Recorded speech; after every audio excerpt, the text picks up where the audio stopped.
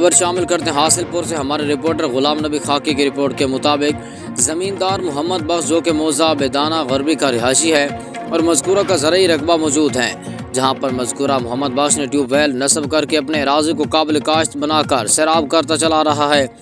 अब अरसा एक हफ्ता कबल से महकमा वापडा ने मज़कूरा ट्यूबवेल का कनेक्शन मुनक़ता किया और मीटर भी अमला वापडा ने अपने साथ दफ्तर ले गए। हालांकि मेयर मज़कूरा का बिल भी अदा शुदा था, मगर अमला इतना बेबस हो चुका कि तसल्ली किए बगैर मीटर उखाड़ कर ले गया है।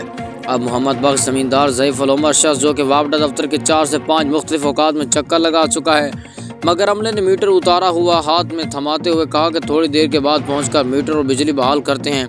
मगर 4 अयाम गुजरने के बाद अभी तक अमला वापडा ने मीटर मज़कूरा जगह पर नस्ब न किया है, जो कि सरासर ज़्यादती के मुतरादिफ है। अफसरान बाला वापडा ऑफिस हासिलपुर के खिलाफ फौरी कार्रवाई अमल में लाएँ।